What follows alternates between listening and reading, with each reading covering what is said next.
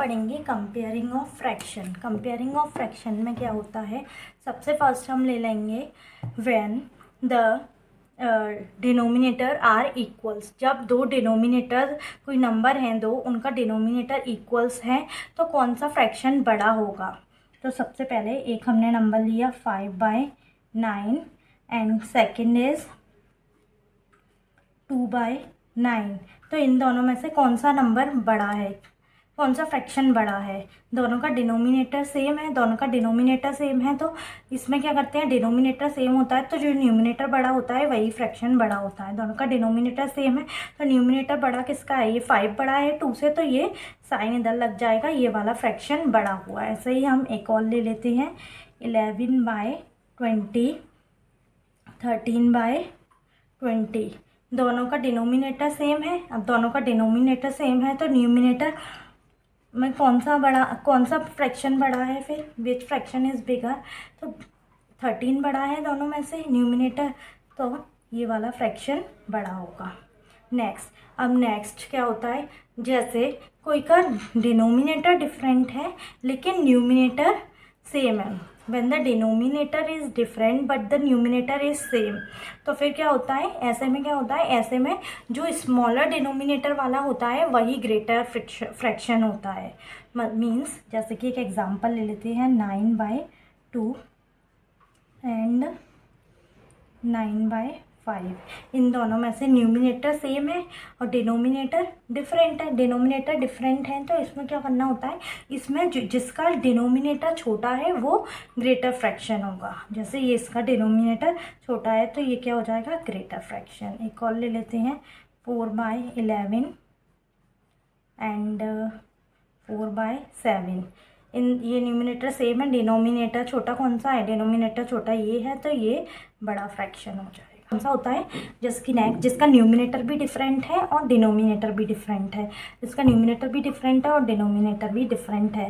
तो ऐसे नंबर ले लिए, उन्हें सॉल्व कैसे करते हैं, जैसे 1/2 लिया इसका और 3/4, इन्हें सॉल्व कैसे कर सकते हैं। इस फ्रैक्शन में हम कैसे बताएंगे कौन सा विच नंबर इज़ बिगर। और इसे सॉल्व करने के लिए क्या करते हैं, पहले दोनों के डिनोमिनेटर का एलसीएम ले लेंगे।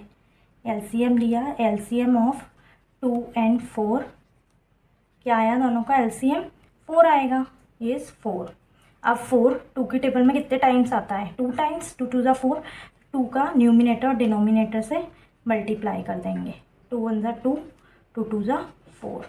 अब इसमें 4 की टेबल में 1 टाइम्स आता है तो इसमें 1 का न्यूमिनेटर और डिनोमिनेटर दोनों में मल्टीप्लाई कर देंगे, 3 1 3, 4 1 4।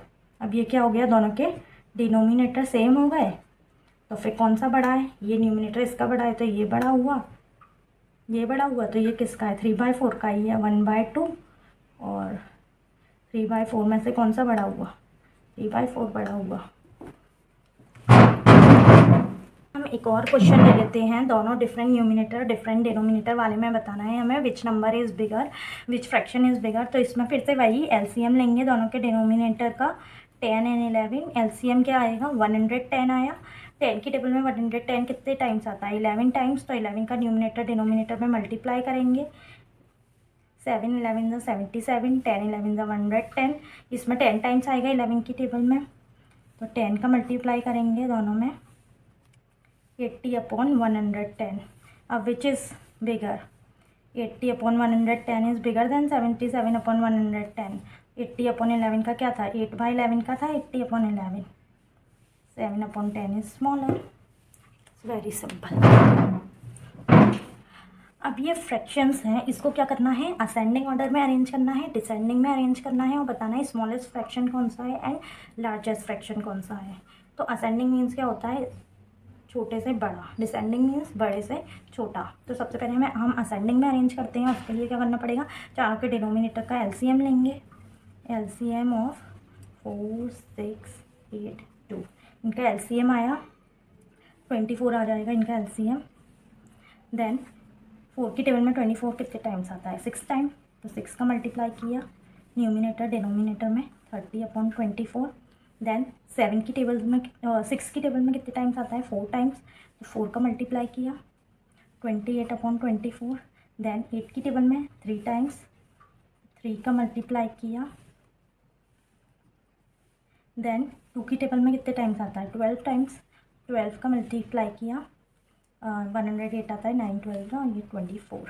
अब ascending means smaller to bigger. Smaller सबसे छोटा कौन सा है इसमें 9/24, उससे बड़ा कौन सा है 28/24, उससे बड़ा है 30/24, उससे बड़ा है 108/24।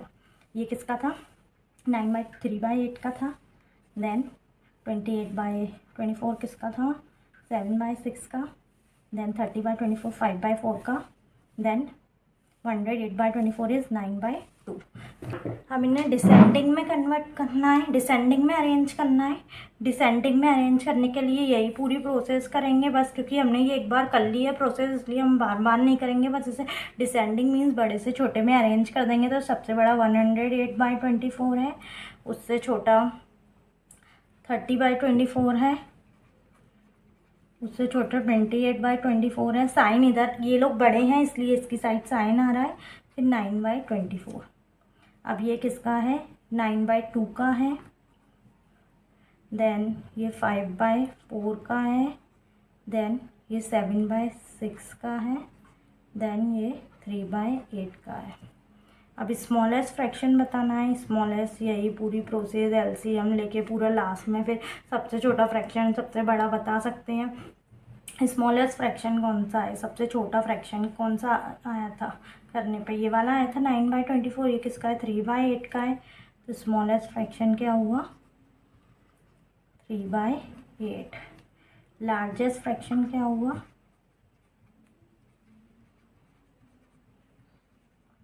लार्जेस्ट कौन सा था सबसे बड़ा, ये 9/2 का है 9/2।